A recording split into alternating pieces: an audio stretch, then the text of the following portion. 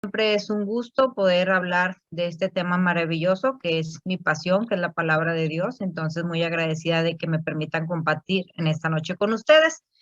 Hoy vamos a platicar acerca de algo que llamamos la historia de salvación, ¿sí? En este taller, este va a ser nuestro tema focal, es donde nos vamos a centrar y tratar de entender un poco mejor a qué nos referimos cuando mencionamos historia de salvación. Quizá para algunas de ustedes el hablar en este término es a lo mejor hacer de alguna manera referencia a lo que conocemos también como la palabra de Dios o la Biblia o las Sagradas Escrituras. Se puede utilizar también de una manera indistinta. Sin embargo, la historia de salvación, digamos en términos así sencillos y simples, es hablar de esta historia de la humanidad en donde Dios interviene, pero que claramente cada vez que Dios interviene, lo va a hacer para salvar. Pues Dios interviene en esta línea de tiempo humana para poder favorecer siempre al hombre. Siempre que Dios interviene, entonces es para salvar. Me voy a ayudar aquí de una presentación para poder avanzar con un cierto orden en este tema, no perderme mucho, porque luego también de repente empiezo como que pues si no divagar, sí puedo en un momento determinado extenderme demasiado en ciertos conceptos, entonces con la presentación ya sé que tengo que ir avanzando con una cierta velocidad, digamos, de alguna manera. Además de que este horario de las 7:30, yo sé que la mayoría de ustedes vienen, obviamente, de sus actividades del día a día, del trabajo, pues quizá de lo que hemos hecho a lo largo de la jornada en la casa, vueltas y demás. Entonces, se torna un poquito pesado. Vamos a tratar de hacerlo lo más llevadero posible. Como nos decía bien ahorita Tere, voy a tratar de dejar un espacio al final de este taller para que podamos platicar si es que tenemos alguna duda o algún comentario, y esperamos también nos dé oportunidad de realizar una dinámica que se hace al final del taller, porque las finalidades de los talleres es que podamos haber desarrollado alguna capacidad dentro de, quizá no una habilidad propiamente, pero sí una capacidad que en este caso tiene mucho que ver con una capacidad de introspección al momento de que ya conocemos mejor a qué nos referimos con historia de salvación. Vamos a empezar diciendo que la historia de la salvación es un largo proceso que Dios ha realizado y sigue realizando con su pueblo para regalarle la salvación. ¿Cuándo empieza esta historia de salvación? Pues si queremos datarla de alguna manera, tendríamos que irnos a la historia de Abraham, que ubicamos más o menos en el 1850 antes de Cristo, aunque ciertamente hay unos relatos anteriores a Abraham que les llamamos la prehistoria dentro del libro de Génesis, pero donde ya vemos, digamos, esta intervención muy concreta de parte de Dios, pues es a partir de la historia de Abraham. Dice que también es algo que se va realizando y que todavía hoy se sigue realizando. ¿Para qué? Para podernos regalar a todos nosotros que somos su pueblo la salvación. Y quizá aquí es donde vamos viendo ciertos términos que necesitamos entender mejor, porque ya habiéndolos unido, podemos tener un concepto más claro. Por un lado tenemos la historia y por otro lado tenemos la salvación. Entonces, en cuanto a historia como tal, creo que la mayoría tenemos una referencia clara a qué se refiere. O sea, se refiere a acontecimientos que han tenido lugar en el pasado y que nosotros podemos traer a la memoria. Por otro lado, se encuentra el concepto de la salvación. Y aquí simplemente me voy a remitir a aquel que es nuestro Salvador y que entonces pues nos refiere a lo que es propiamente la salvación y que vamos a desmenuzar un poquito más adelante. Respecto de esta historia de la salvación, dice que es la realización del plan de salvación que Dios quiso a favor de la humanidad. Cuando nosotros fuimos creados, el género humano, en las personas de Adán y Eva, que son nuestros primeros padres, si ustedes recuerdan estos relatos del Génesis, pues vemos que ellos se encuentran felices, plenos, estando en la presencia de Dios en lo que se denomina el paraíso. Y el paraíso es justamente este estado de plenitud, este estado de felicidad en donde estás cara a cara con Dios. ¿Qué es lo que sucede? Pues el pecado. A partir del capítulo número 3 del Génesis encontramos esta situación primero de tentación y después de la caída ante esta tentación y que ya da lugar al pecado, pues por parte de Adán y de Eva, digamos, pues sí instrumentado, incitados por la serpiente que no es otro sino el diablo, pero que a final de cuentas el hombre pues ha sido creado con el atributo de la libertad. Tenían esta opción de seguir fieles a aquello que Dios les había pedido o bien ceder ante la tentación que les presentaba el enemigo. Lo que sabemos es que nos narra el libro del Génesis que terminan cediendo a esta tentación, pecan y sucede lo que nosotros conocemos como el pecado original. De tal manera que desde ahí ya podemos empezar a entender este concepto de salvación. Porque si antes estábamos en perfecta amistad con Dios y estábamos en su presencia, digamos, como género humano, así es como Dios nos pensó en este estado puro y en esta santidad total, de tal manera que sobreviene el pecado y rompe con el plan de Dios. Entonces tiene que suscitarse ahora este plan de salvación que Dios quiso que hubiera en favor de la humanidad. Nuestra salvación tiene una hermosa historia que tiene un pasado que comienza con la creación, se concreta en Abraham, pasando por Moisés, por los reyes y profetas hasta Juan el Bautista. Entonces aquí vemos, cuando hablamos de historia, acontecimientos pasados que nosotros podemos traer entonces a la memoria. Concretamente, la primera parte de la historia de la salvación es lo que nosotros conocemos como el Antiguo Testamento, que es muy amplio realmente. Si podemos datar a Abraham en el 1850, estamos hablando de 20 siglos aproximadamente antes de Cristo, y 20 que llevamos ahorita, pues realmente una historia de salvación que aún el día de hoy se sigue escribiendo, pues bastante larga. Decíamos entonces que esta comienza desde la creación, y yo les mencionaba entonces en el libro del Génesis, en el capítulo 3, esta situación en donde vemos pues la caída del género humano por medio del pecado. Y esta caída trae consecuencias, ¿sí? Dice la carta a los romanos que el precio del pecado es la muerte. Y ciertamente, aunque Adán y Eva no murieron, digamos, físicamente, sí hay una muerte espiritual cuando son separados de la presencia de Dios. ¿Por qué? Porque habíamos sido creados para estar en su presencia. Así es como Dios nos quiere siempre, nos quiere en perfecta amistad con Él. Pero cuando hay pecado de por medio, pues este es el que rompe la amistad con Dios. De tal manera que hay consecuencias. Al hombre, por ejemplo, le dice a Adán que va a tener que en delante trabajar para poderse ganar el alimento, se lo va a ganar con el sudor de su frente. A la mujer le dice que va a parir con dolor y que va a tener que estar sujeta a su marido. Pero tenemos un tercer participante en esta escena, que es la serpiente, y le dice en el versículo 15 de este capítulo 3, pondré enemistad entre ti y la mujer, entre tu descendencia y la suya. Ella te herirá en la cabeza, mientras tú le hieres su talón. Entonces, ¿qué es lo que vemos aquí? Hay un pecado, hay unos pecadores, que hay una consecuencia. Pero Dios no se conforma con dejar al hombre en su situación de pecado. Y ya en este momento va a suscitar una promesa de salvación. En el caso de la serpiente, si ustedes se fijan, dice que va a poner enemistad entre ti y la mujer, entre tu descendencia y la suya. Nosotros a la distancia, hoy, gracias a los estudiosos bíblicos, sabemos que esta mujer a la que hace referencia este texto, al que llamamos protoevangelio, no es otra sino la Virgen María, y su descendencia es Jesús. Y es esta descendencia la que va a aplastar la cabeza de la serpiente. De hecho, al realizarse la obra de la salvación, en ese momento queda consumada la derrota del enemigo.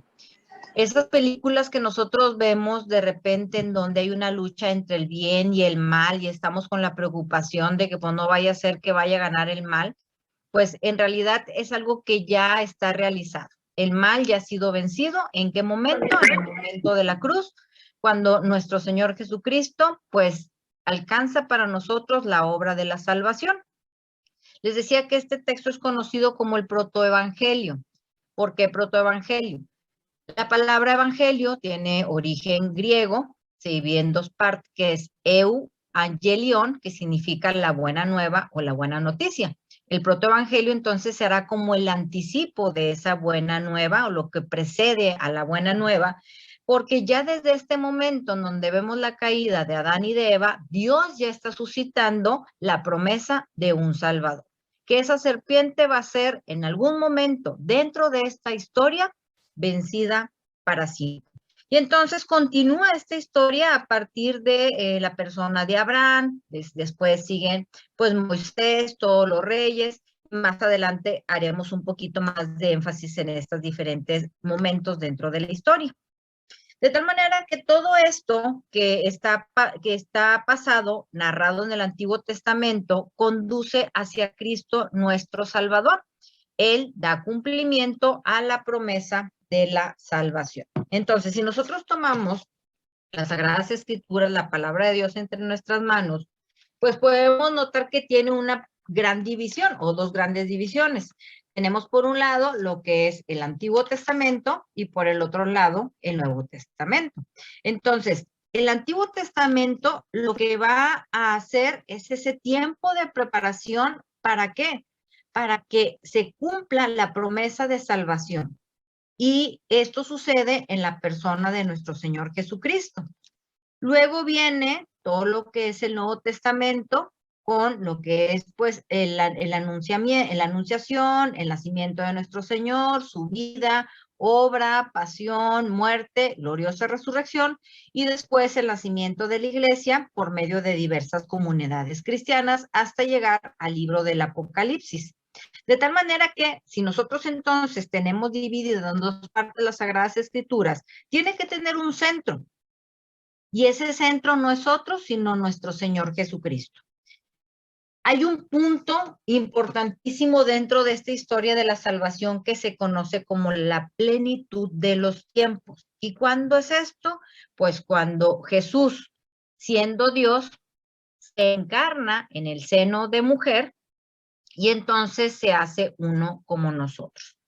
Es entonces aquí cuando se da cumplimiento a la promesa de la salvación. Por eso es muy importante que también conozcamos esta parte de la historia de salvación que nos narra propiamente el Antiguo Testamento y como ya les comentaba a ustedes, pues de lo que podemos datar son aproximadamente 19 siglos antes de Cristo, más todo lo que sucede en los primeros capítulos del Génesis que no se tiene ningún dato acerca de cuándo tienen lugar estos acontecimientos, pero que pueden llevarnos mucho, pero mucho, mucho más atrás de cuándo es que vemos claramente que Dios pues ya interviene en esta historia humana. Les decía entonces que al hablar de historia de salvación, pues es como un término compuesto. Por un lado la historia, que creo que es algo que nos queda bastante claro, y por otro el término salvación. Y que este es justamente el que en muchas ocasiones nos hace como un poquito de ruido. ¿Por qué? Porque sobre todo la gente que no conoce la fe, la gente que no conoce a Dios y escucha este término de salvación, no entiende de qué tenemos que ser salvados. O sea, a mí Jesús, ¿de qué me tiene que salvar? Dice el 431 del Catecismo de la Iglesia Católica que en la historia de la salvación, Dios no se ha contentado con librar a Israel de la casa de servidumbre, haciéndole salir de Egipto. Él lo salva además de su pecado. Puesto que el pecado es siempre una ofensa hecha a Dios, solo Él es quien puede absorberlo. Por eso es por lo que Israel, tomando cada vez más conciencia de la universalidad del pecado, ya no podrá buscar la salvación más que en la invocación del nombre de Dios Redentor. Entonces, esto concretamente el catecismo lo refiere al libro del Éxodo, cuando los israelitas eran esclavos en Egipto. Y entonces suscita a un libertador en medio de este pueblo, que es Moisés. Y entonces se vale de Moisés, de su hermano Aarón, para que puedan libertar al pueblo de la opresión del faraón. Cuando el pueblo sale, siempre va a conservar en la memoria este gran acontecimiento de su liberación. Lamentablemente, en este momento el pueblo todavía no entiende en qué consiste esta liberación, que no es otra cosa sino una salvación, Dios obrando en favor de su pueblo. De alguna manera es, bueno, nos está librando de la opresión, de que habíamos sido hechos esclavos, entonces hay una liberación o una salvación corporal o de un estado en particular.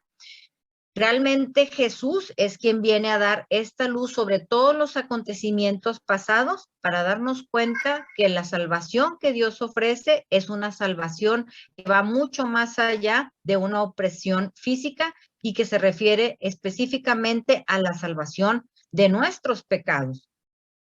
Si nos vamos nuevamente o nos referimos al libro del Génesis, pues entonces tiene sentido hablar de esta salvación, porque hay algo que hemos perdido y que necesitamos recuperar, y entonces necesitamos ser salvados de aquello que tuvo que ver con lo que perdimos y que es el pecado, porque perdimos la amistad con Dios como género humano a causa del pecado.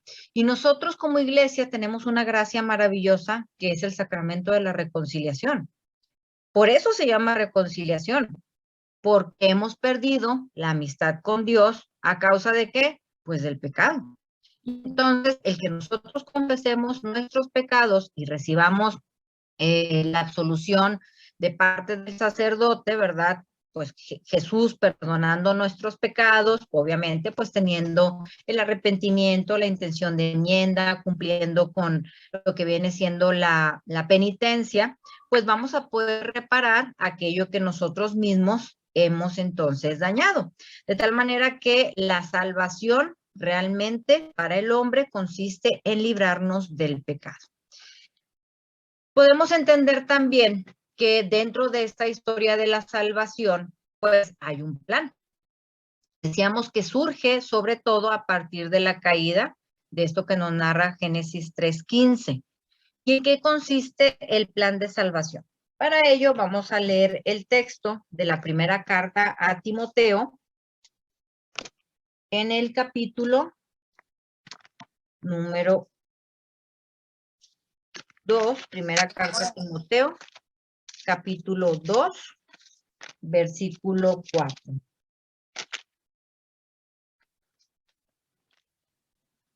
Primera de Timoteo 2, versículo 4. Y dice, Dios quiere que todos los hombres se salven y lleguen al conocimiento de la verdad. Y voy a hacer aquí el comentario en dos partes. Dice primeramente, Dios quiere que todos los hombres se salven. Entonces, nuevamente entramos a este tema de la salvación y tiene un sentido universal. No se limita solamente a los cristianos, no se limita solamente a aquellos que van a convertirse, sino que habla de todos, abarca a la humanidad completa. Dios quiere que todos los hombres se salven.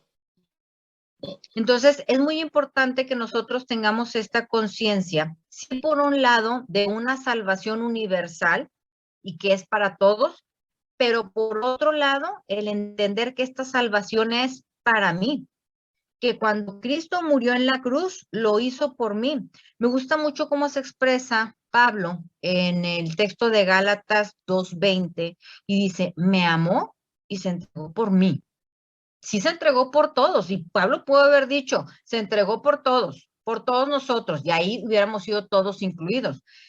Pero la necesidad que tenemos de personalizar lo que a veces tendemos a ver como espectadores, como de afuera, como si lo que dice en la palabra no tuviera que ver conmigo. Tiene que ver con el pueblo de Dios, pero me falta esa identificación con pueblo de Dios y entonces necesito como que esos términos, perdón, más radicales o más, ¿cómo podría decir? Absolutos, en donde yo entienda que Dios me está hablando a mí, que se interesa por mi salvación en lo personal. Dios quiere que todos los hombres se salven. Dios quiere que yo me salve. Y entonces, nuevamente, la necesidad que tenemos de entender la palabra de Dios como un todo, como un conjunto. en donde es un error siempre cuando tomamos un texto y queremos interpretarlo por sí mismo, sin notar, oye, bueno, ¿dónde empieza, dónde termina, por qué lo está diciendo? O más aún, cuando podemos conectarlo con otras partes de las Sagradas Escrituras, como pasa ahorita. Sí, Dios quiere que todos los hombres se salven, pero también dice que murió por mí. ¿Por qué? Porque me amó. Entonces, entender que este plan de salvación tiene que ver personalmente conmigo. Él quiere que yo me salve. Y en la segunda parte dice, Dios quiere que todos los hombres se salven, y luego dice, y que lleguen al conocimiento de la verdad. ¿Cuál es el problema que tenemos al hacer referencia a la verdad? Que en nuestros tiempos se ha relativizado mucho ese concepto. ¿Por qué? Sobre todo lo vemos en las redes sociales, ¿verdad? Cómo hay esta polarización, esta confrontación constante en el sentido de que cada quien tiene su posición de verdad, o hay quienes creen poseer la verdad absoluta.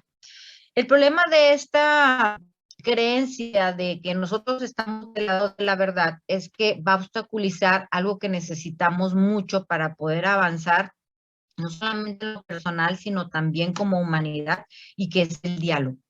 Necesitamos dialogar y ciertamente a veces no queremos hacerlo porque o ya conocemos lo que es el otro y como para qué lo hago, o tengo temor a la respuesta que vaya a haber, pero necesitamos dialogar, aun y cuando esto presuponga de cierta manera el choque de diferentes ideas o de diferentes conceptos. La verdad en realidad es un concepto sí relativo en cuanto a un término, digamos, secular, o sea, lo que nosotros entendemos en el mundo por verdad. Sin embargo, en este texto, o siempre que en las Sagradas Escrituras se habla de la verdad, no es otra sino la verdad de Dios. Y en el Evangelio según San Juan, que conocemos también como el Evangelio de la Revelación o de la autorrevelación, 7 veces Jesús se presenta a sí mismo con la fórmula yo soy, y que este está en conexión con la manera en la que Dios se presenta a Moisés. Dice, yo soy el que soy. Entonces, ahí Jesús está diciendo que él mismo es Dios.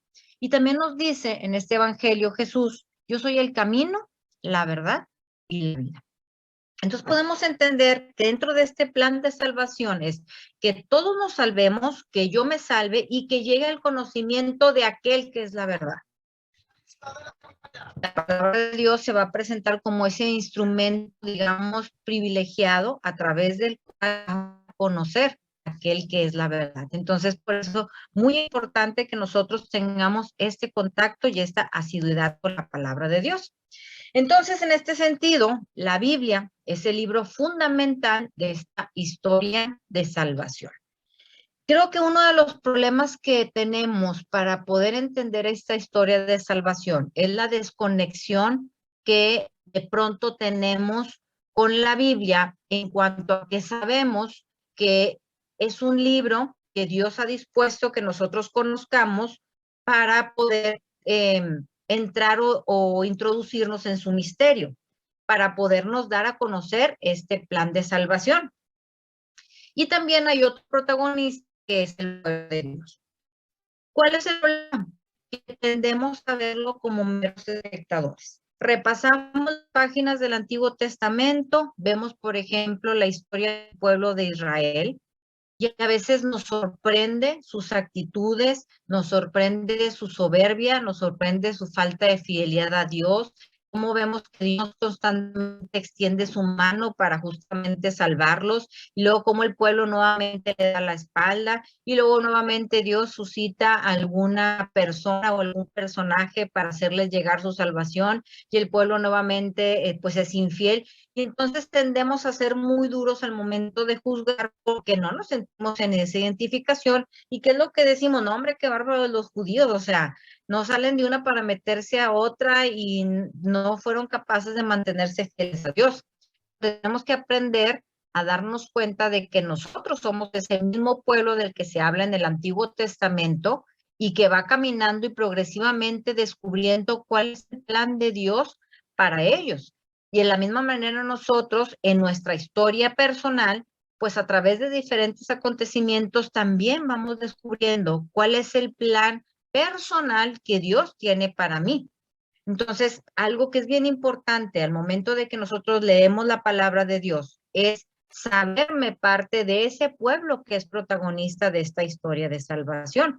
Y entonces sí, sabiéndome destinatario y sabiéndome parte de, va a ser mucho más fácil que yo pueda transitar en esta historia, entendiéndome a mí mismo como este pueblo que tiende a caer una y otra vez, pero que Dios ha permanecido siempre fiel a su promesa de ser el Dios de este pueblo, al que constantemente nos dice el Antiguo Testamento, pues ha suscitado en ellos la salvación. La iglesia encuentra sin cesar su alimento y su fuerza sagrada escritura porque es realmente la palabra de Dios.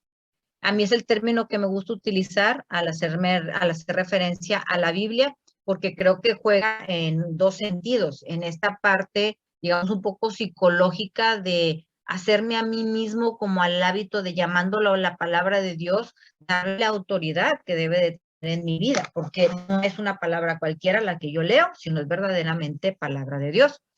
Y el Padre que está en el cielo sale amorosamente al encuentro de sus hijos para conversar con ellos en los libros sagrados, para manifestarles su plan de salvación. Que ya vimos ahorita, hay un plan único y perfecto, pero también a través de las páginas de las Sagradas Escrituras, Dios se nos va revelando a cada uno de nosotros en lo personal.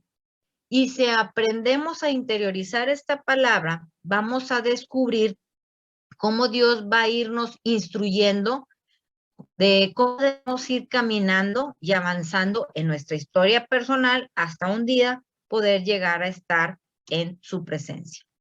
Toda la Biblia es una historia viva del amor de Dios con la humanidad a través de la historia de un pueblo llamado Israel que Él eligió para salvarla.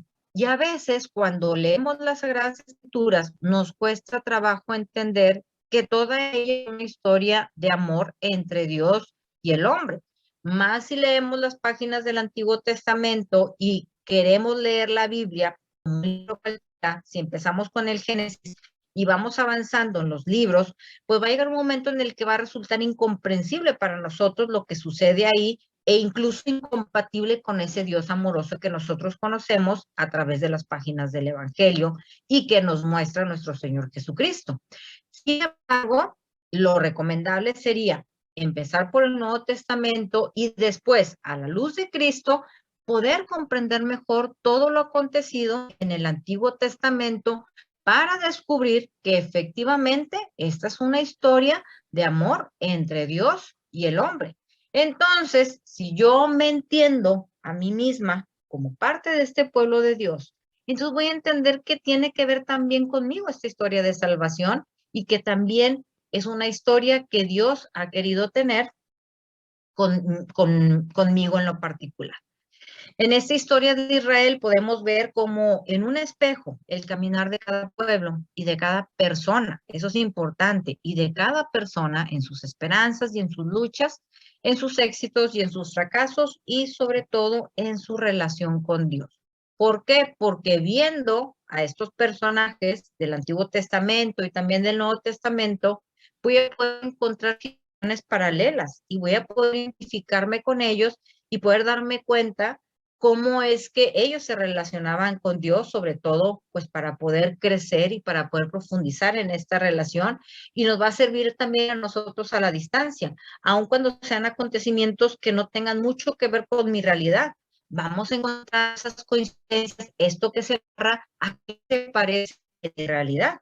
Y entonces ir encontrando, ¿verdad? Estos elementos que me ayuden a irme identificando y que verdaderamente entonces la palabra de Dios se convierta en este instrumento de salvación. ¿Qué tiene que ver esta historia conmigo? Pues bueno, decíamos que la historia es pues esta sucesión de acontecimientos pasados que podemos ver como una línea de tiempo en la cual esta historia de salvación no es una historia cualquiera, sino que lo que hace en esta línea de tiempo es que se narran las intervenciones salvíficas de Dios por su pueblo. Y les decía ahorita, y algo muy importante para poder entender la historia de la salvación es que yo soy ese pueblo. No soy solamente parte de, mi identificación es, yo soy ese pueblo, yo soy entonces el pueblo de Dios. Fíjense lo que nos dice Jeremías 7:23.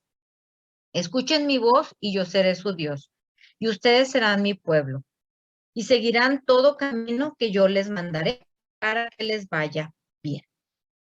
Esto nos habla de una alianza que Dios ha hecho con su pueblo, es decir, que ha hecho con todos nosotros y que se renueva esta alianza de manera definitiva con la sangre de nuestro Señor Jesucristo.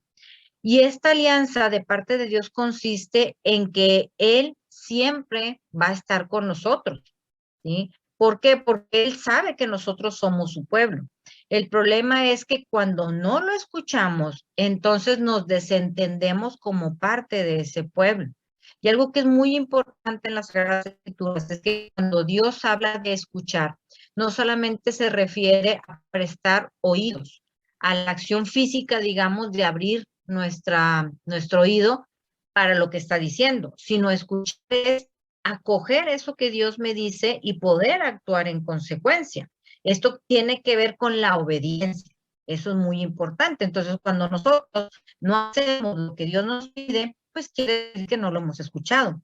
Pero también puedo entender que nos ha faltado mucho en lo que es la formación bíblica y nos cuesta trabajo introducirnos en la lectura de las Sagradas Escrituras porque pues sentimos que no tenemos la capacidad y ciertamente es mucho mejor si podemos tener una guía. Ya en internet, entrando en páginas católicas que están debidamente acreditadas, podemos encontrar muchos programas de lectura que les digo, la mayoría nos van a sugerir empezar por el Nuevo Testamento y seguir como un cierto plan de lectura para después pasar al Antiguo Testamento y entender mejor lo que Dios nos está queriendo decir a través de las páginas de este libro sagrado. Les decía entonces, mencionando pues a Abraham, a los reyes, a los profetas, que dentro de esta historia de salvación va a haber diferentes etapas.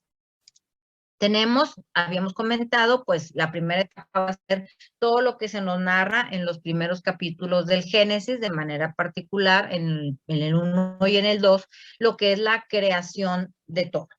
Y a mí me gusta comentar siempre cómo es que inicia justamente este libro del Génesis. Dependiendo de la traducción que nosotros utilicemos para poder leer las Sagradas Escrituras, quizá vamos a encontrar ciertas variaciones en los términos. Yo, por ejemplo, ahorita pues, estoy usando la Biblia de América y dice en el capítulo 1, versículo 1 del Génesis, al principio creó Dios el cielo y la tierra. La tierra era una soledad caótica y las tinieblas cubrían el abismo, mientras el Espíritu de Dios aleteaba sobre las aguas. Otras traducciones, como la de Jerusalén, nos dicen, por ejemplo, que en un principio todo era caos. Y a mí me gusta más irme a ese antes del primer momento de la creación, en que todo era caos y todo era oscuridad. Y entonces Dios, en donde vemos en el Génesis a este Dios poderoso, a este Dios creador, a este Dios que es misericordioso, lo crea todo de la nada. Pone orden en aquello que es caos. Y entonces yo siempre me pongo a reflexionar a este respecto, cómo es que Dios con el poder de su palabra lo crea todo. Entonces nosotros, que ya somos criaturas, al disponernos a la acción de la palabra de Dios, de esto que Dios sale de su boca, que en este caso lo encontramos en las Sagradas Escrituras, pues, ¿qué no será capaz de hacer con nosotros? Una transformación total si verdaderamente sabemos disponernos. Entonces, este momento de la creación es muy importante porque es donde empezamos a conocer a Dios y los grandes atributos, aquellas grandes cosas que nosotros podemos decir de Él. Después seguiremos todavía en el libro del Génesis con lo que es la historia de Abraham, de sus hijos, Isaac, y luego le sigue Jacob, y de ahí le van a seguir pues, la historia de los patriarcas. Continuamos más adelante y la siguiente etapa muy importante de la historia de salvación, pues es lo que se nos narra en el libro del Éxodo y que es la liberación del pueblo y que hasta el día de hoy es el centro de lo que viene siendo la Pascua judía. Es esta liberación que Dios hace del pueblo israelita a manos de los egipcios. Vamos a seguir más adelante y Moisés, quien es el que libera a este pueblo, pues también lo va a conducir hacia la estancia de la tierra prometida, ya cuando ellos llegan a instalarse a Aná, que es la tierra que Dios le prometió a Abraham al dejar lo que es su lugar de origen, que era Ur de Caldea, pues lo manda justamente a esta tierra que dicen las Sagradas Escrituras, mana, leche y miel. Y entonces, pues aquí ya vemos que empiezan a una mejor organización como pueblo, se empiezan a realizar censos, empiezan a tener contacto con otros pueblos que lo rodean y demás. Pero justamente al tener este contacto con otros, llega el tiempo de la monarquía. ¿A causa de qué? Quería darles un rey. Inicialmente esto no debía de haber estado en el plan de Dios, sino que fue más bien una idea del pueblo, porque en un momento determinado, a causa de este contacto que tienen con los otros pueblos, dicen, oye, pues, y nosotros como, ¿por qué somos diferentes, verdad? Nosotros queremos ser como los otros pueblos, y los otros pueblos tienen reyes que van delante de ellos y pelean sus batallas. Y entonces van con Samuel y le dicen, oye, queremos un rey. Y para Samuel fue eso completamente desgarrador e insultante hacia Dios. O sea, pues tienen a Dios, ¿para qué necesitan un rey? Entonces pues ahí va con Dios y le dice, oye, pues tu pueblo que quieren que les dé un rey. Y Dios le dice a Samuel, dales un rey y no te sientas triste porque al que están rechazando no es a ti, sino a mí. Y entonces, pues surge el tiempo de la monarquía, primero con Saúl, después con David y Salomón, que entre ellos dos, van a llevar a su plenitud o a su época dorada al pueblo de Israel a través de estos reyes, de su monarquía. Pero después de Salomón, ya incluso con él, vamos a ver que empieza a haber una decadencia en la fidelidad de los reyes hacia Dios, al punto que empiezan a dividirse, el reino se divide en dos partes, reino del norte, reino del sur, y finalmente, pues como también lo dicen las Sagradas Escrituras, todo reino dividido termina en la ruina. Y fue lo que pasó con el pueblo.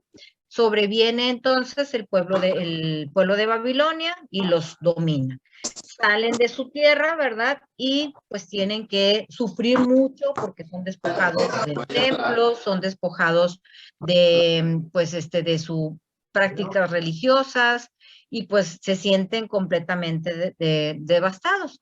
Sin embargo, pues Dios, viendo el sufrimiento de su pueblo, también va a suscitar salvación por medio de extranjeros. Lo hace de manera particular a través del rey Ciro, que permite el regreso de los israelitas del exilio nuevamente hacia pues toda la región de Palestina, ¿verdad? Muchos han estado ya en diferentes lugares y ahora se permite el regreso, la reconstrucción del templo y demás.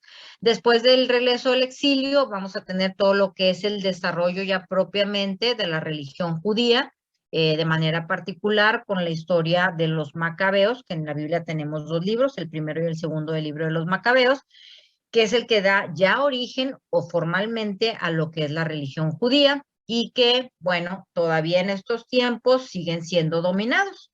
Llegamos a la plenitud de los tiempos con nuestro Señor Jesucristo, ¿verdad? Y aún en este momento siguen estando dominados, en esta ocasión, por el pueblo romano o por el imperio romano. Entonces, pues aquí es donde encuentra la plenitud de esta historia de la salvación y podemos entender que la salvación que Dios ha ofrecido a su pueblo no es una salvación temporal o una salvación corporal, sino realmente la salvación que nos ofrece es sobre nuestros pecados. Después en esta historia de la salvación va a seguir pues el desarrollo de lo que es la iglesia, las primeras comunidades cristianas, vemos a dos protagonistas, Pedro y Pablo, y después vamos a terminar en la parte de la historia de la salvación que se nos cuentan las Sagradas Escrituras con el libro del Apocalipsis, en donde pues la meta para todos nosotros como cristianos es un cielo nuevo y una tierra nueva. La historia de la salvación escrita termina en este libro, sin embargo, mientras el pueblo de Dios siga peregrino y todavía no estemos instalados en este cielo y en esta tierra nueva, continúa escribiéndose entonces esta historia de la salvación de la que nosotros somos protagonistas. Hemos hablado mucho del Antiguo Testamento, que es una parte como que nos da un poquito de temor, a veces hasta de flojera de leer, pero el Antiguo Testamento realmente es una parte de la Sagrada Escritura de la que no podemos prescindir. Sus libros son divinamente inspirados y conservan un valor permanente, aunque nos parezcan acontecimientos muy lejanos y que no tienen nada que ver con nuestra realidad. Los cristianos, todos nosotros, debemos de venerar el Antiguo Testamento como verdadera palabra de Dios. La Iglesia ha rechazado siempre, vigorosamente, la idea de prescindir del Antiguo Testamento sobre pretexto del que nuevo lo habría hecho caduco. Es todo lo contrario. Lo que hizo Jesús fue venir a darle plenitud a la palabra. ¿Cuál es la finalidad del Antiguo Testamento? Pues, sobre todo, el ver la preparación del pueblo a la venida de Cristo, que es el Redentor universal. Sabemos que no todo el pueblo estaba espiritualmente preparado a esta venida y muchos no supieron reconocerlo y tan es así que terminaron por crucificarlo.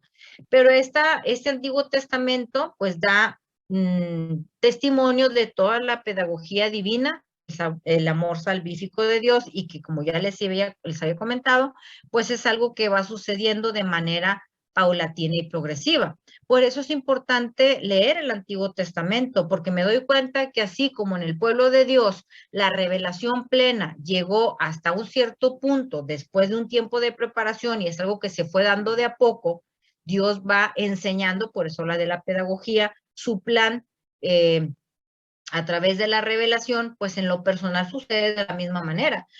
Algunos tendrán una conversión, pues casi milagrosa, pero para la mayoría de nosotros la conversión es un proceso paulatino. Poco a poco vamos entendiendo mejor quién es Dios en nuestra vida.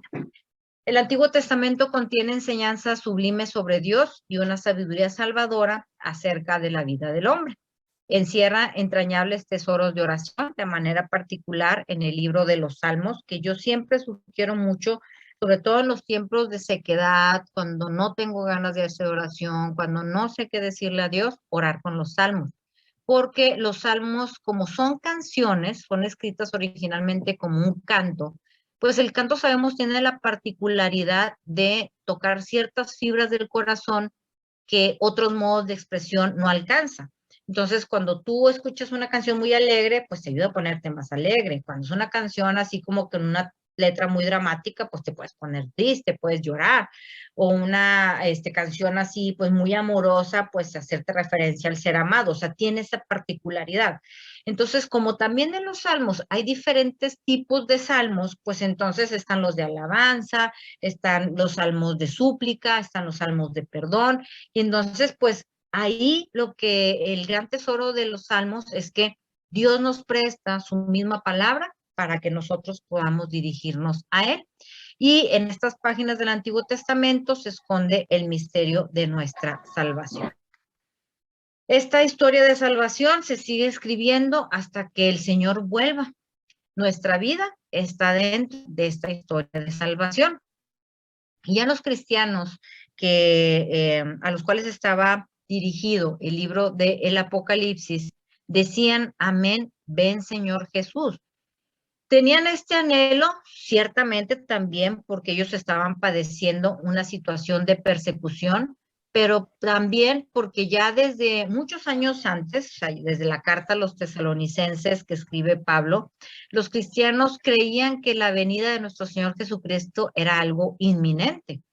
Para nosotros, pues estos últimos tiempos se han inaugurado desde que vino nuestro Señor Jesucristo. Entonces estamos en esta misma espera en la que se encuentran los cristianos a los que se dirige el libro del Apocalipsis, pero creo que con una actitud muy diferente.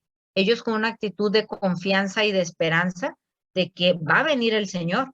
Y para nosotros a veces es al contrario. Hablar del tema de la venida del Señor pues muchas veces puede suscitar cierto temor, pero es por desconocimiento, porque creemos que el Apocalipsis nos anuncia solamente catástrofes cuando realmente es un libro de esperanza para los cristianos y todas las promesas maravillosas que encierra este libro para aquellos que permanezcan fieles. Las catástrofes, la ruina va a sobrevenir por aquellos que decidan rechazar entonces al Señor.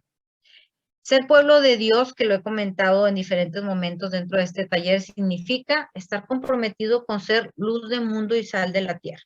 Estar dispuestos a ser mensajeros del plan de salvación por todo el mundo, es decir, en todos los medios donde nos desenvolvemos. No necesitamos ser coordinadores de grupo, no necesitamos ser servidores, no necesitamos ser predicadores, que si Dios nos hace ese llamado y lo escuchamos y respondemos a él, qué bueno.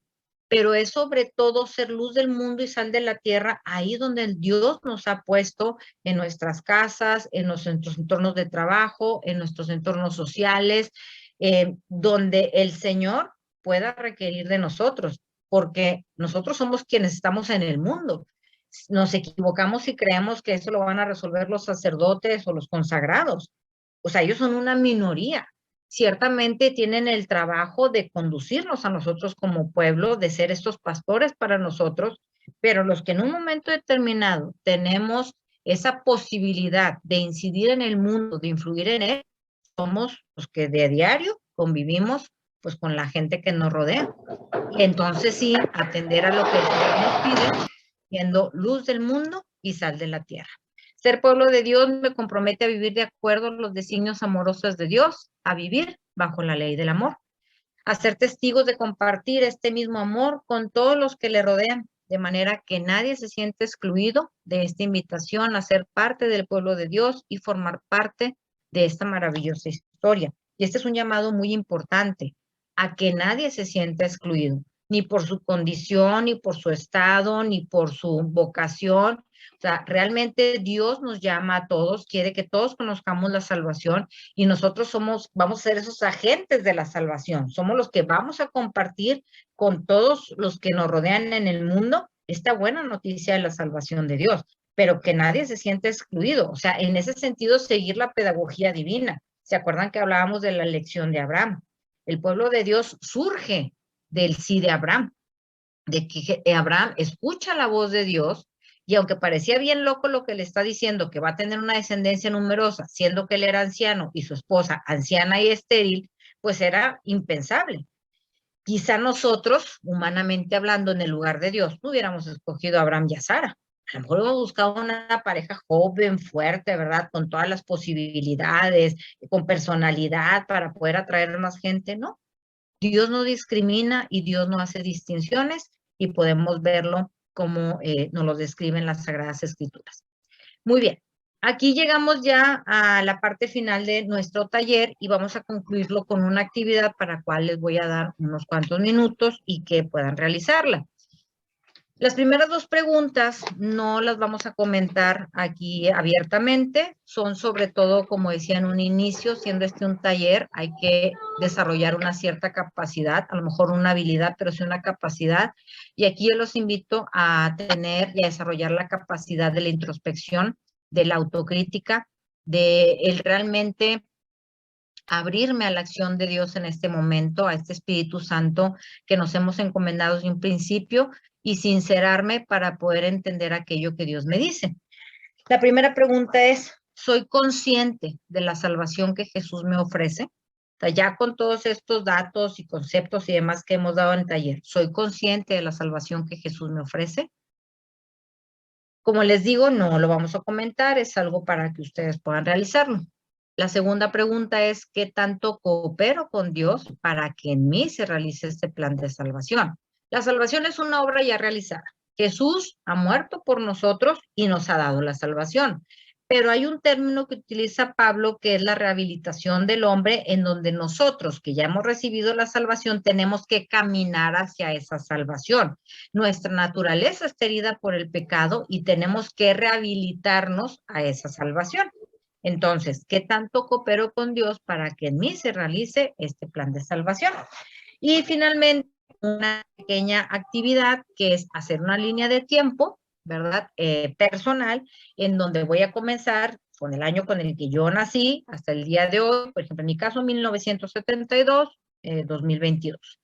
Y poner en ella algunos acontecimientos importantes de mi vida para comprobar que en todos ellos Dios ha intervenido en mi favor.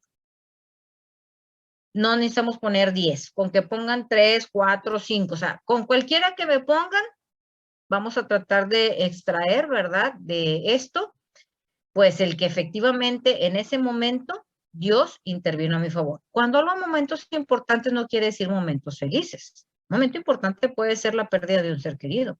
Un momento importante puede ser un accidente. Un momento importante puede ser una enfermedad. Entonces vamos a darnos unos minutitos para realizar esta actividad. No sé si le quieran hacer una screenshot o alguien a lo mejor ya está anotando por ahí en su libreta para poder realizar esta actividad. Y solamente les digo, el último, la línea de tiempo es la que vamos a comentar y las primeras dos preguntas son para que ustedes hagan este ejercicio de introspección, de cuestionamiento hacia nosotros mismos en lo personal. Y pues bueno, ahorita entonces vamos a comentar, les decía, básicamente sobre la línea del tiempo.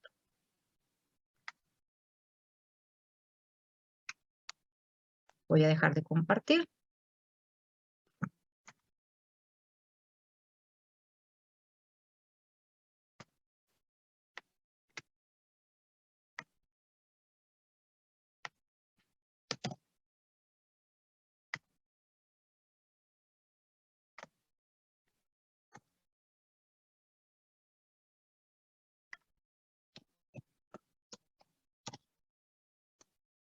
Ok, les puse también en el chat lo que ahorita veíamos en la presentación, como ya dejé de compartir, si a alguien por ahí se le pasó, ya en el chat puse las primeras dos preguntas y la tercera momento de nuestra actividad, que es la línea de tiempo.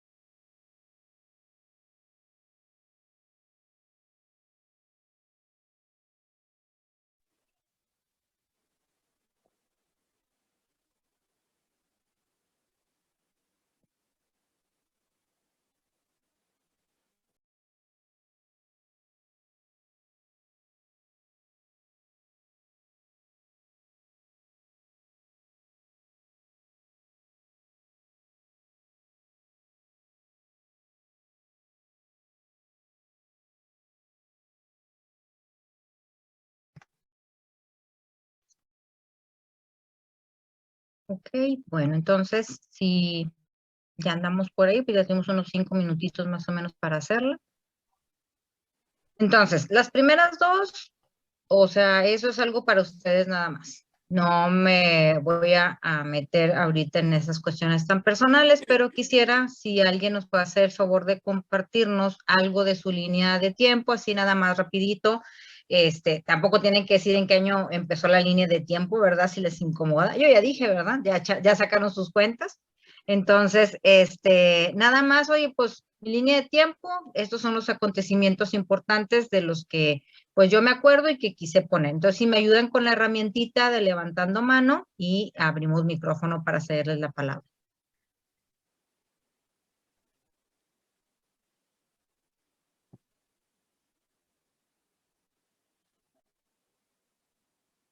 Adelante. ¿Sí me oyen? Sí. Sí, soy Marisela Vázquez González. Bueno, en mi línea de tiempo, el evento fue la pérdida de mis padres. Sí, fue muy difícil porque los dos estuvieron internados, cada uno en su tiempo. Fue enfermedad de los dos, duraron uno duró 10 días, mi mamá 22 días. Fue un proceso muy difícil donde sí hubo momentos en que no sentía la presencia de Dios, renegaba, era algo, no sé, me cegó por completo la situación, vaya. Y a pesar de que en eventos anteriores, yo sabía que Dios estaba conmigo, ¿verdad? No sé, por un momento me sentí egoísta, decía, pues no me va a pasar siempre cosas buenas para creer en Él, ¿verdad? Tiene que pasarme cosas difíciles para sentir más su presencia, saber que Él estaba ahí conmigo. Pero en la pérdida de mis padres, la verdad sí me sentía alejada de Él, o no sentía la presencia de Él, o no sé, fue muy difícil, fue muy difícil. Fui una persona muy dependiente de ellos, entonces yo creo que eso fue también lo más difícil. Y poco a poco fui entendiendo, hubo personas, gracias a Dios en mi camino, que me hicieron ver, sentir la presencia de Dios, saber que Él estaba ahí conmigo, porque si no, no estuviera aquí ahorita, ¿verdad? Entonces, esas personas que Dios mandó a mi lado fueron, no sé, fueron mi fuerza. No sé, aquí, gracias a Dios, sí sentí con el tiempo, porque sí tardé, la verdad. Tardé unos 2, 3 años para entender, para poder dejar ir y aceptar que eso era el camino de ellos, ¿verdad? Y aquí estoy. Y así es mi tiempo. Marisela, dijiste, ¿verdad, hermana? Sí, sí. Pues muchas gracias por compartir, Marisela. Yo creo que muchos hemos tenido esa experiencia y puede suceder como te pasó a ti, que pudiste percibir esa presencia de Dios a la distancia, quizá no en el momento. A mí me pasó, mi mamá yo la perdí teniendo 16 años, 3 meses de continuo en el hospital. Yo sí tuve la gracia en ese momento, aún a mi corta edad, de entender que era algo para la liberación del cuerpo de mi madre y su sufrimiento, y le di gracias a Dios porque finalmente ella pudo terminar todo su padecer, ¿verdad? Pero igual nos puede pasar en el momento como nos puede pasar después, pero también has hablado de algo muy importante, el reconocer la presencia de Dios, o sea, esa intervención a mi favor a través de aquellos que me rodearon en ese momento y que me ayudaron a superarlo, ¿verdad? Y hace así que aquí estás todavía, ¿verdad? Reconociendo esa fuerza y ese amor del Señor en ese momento. Muchas gracias. No sé si acercarnos más a la palabra de Dios, a entendernos como protagonistas de esta historia de la salvación, y que es una historia que hoy se sigue escribiendo en cada uno de nosotros, pues mientras seguimos transitando hacia la casa del Padre. Entonces, pues bueno, por mi parte es todo. Ya